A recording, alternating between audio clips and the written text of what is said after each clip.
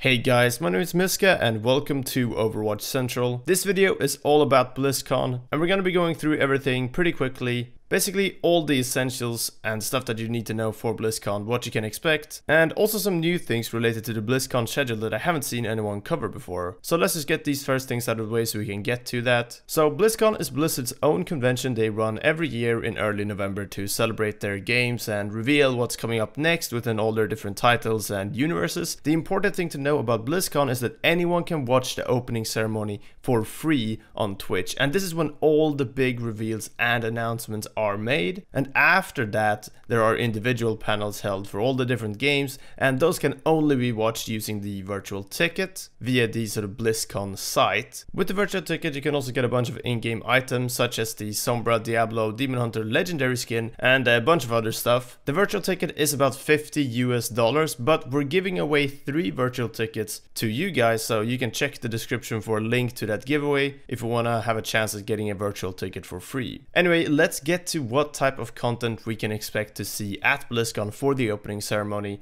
and the different panels afterwards. And to do that we kind of have to give you guys some background and go back to last year as well. So it all comes down to the importance of the announcements at BlizzCon, how big they are and what exactly they bring. They tend to do bigger things first, and this is important, so keep that in mind. So first up, the Mythic stage, aka the main stage, is where all these big announcements are made. That's where the opening ceremony is held, and then afterwards all the big panels with big reveals happen, and they usually happen in order of importance. So to begin with, we start off with Diablo this year, and with a bunch of other Diablo news popping up here and there, leaks, expectations, analysis, and of course just general Diablo things happening around this entire BlizzCon so far, it's making many people believe that we might actually see Diablo 4 announced at BlizzCon, and this would obviously be huge. Diablo 3 came out in May 2012, I believe. So with over 6 years since the latest Diablo game, and Diablo fans really wanting something new, this is obviously a huge announcement. And this is related to Overwatch in a way, as like I said, they usually do what's next panels after that initial opening ceremony in order of importance of new content. So let's compare that to last year, 2017. So we had a new WoW expansion, right? It was properly revealed there at BlizzCon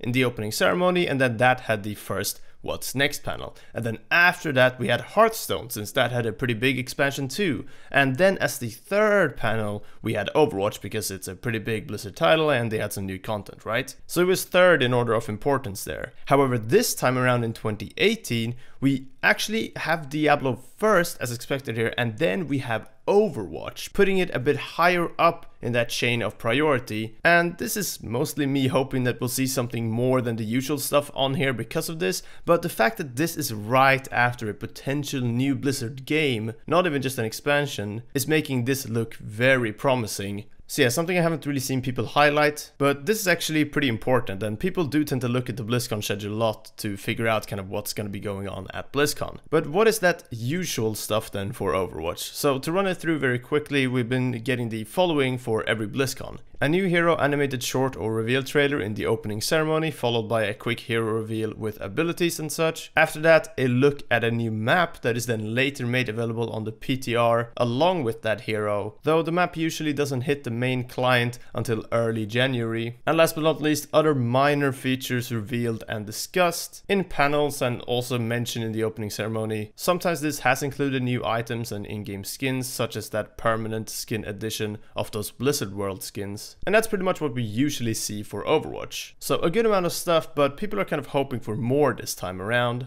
And if the game is put higher up in the priority list right after a potential new Blizzard game, it seems like we could really be getting something more here. So what have rumors said about this then? We really don't have much to go on, but I thought I'd remind people of that Goldman Sachs report, an investment bank that usually does market analysis reports of kind of what's coming up in different markets. And they said that BlizzCon could probably see Diablo 4 and then also a potential Overwatch expansion. This should be taken with a grain of salt, but this put together with the schedule and the reveal order at BlizzCon, and also the way that the Overwatch dev team have not really spent time on changing up the seasonal events or added more permanent content at all, I feel like this is a very good chance at seeing more Overwatch content and different Overwatch content compared to what we usually see. Blizzard and the Overwatch dev team have in the past done this a lot lot, where they are working on stuff behind the scenes for a future release. The community is kind of wondering what's going on and why there's not many changes happening, and it appears like Blizzard are not doing too much at all, but only then to reveal this new content later. It's happened a lot in other Blizzard games too, and I might just be overly hopeful here, but so far it's all lining up, and I do really think that Overwatch needs to revitalize the game a bit by breaking out of their usual content cycle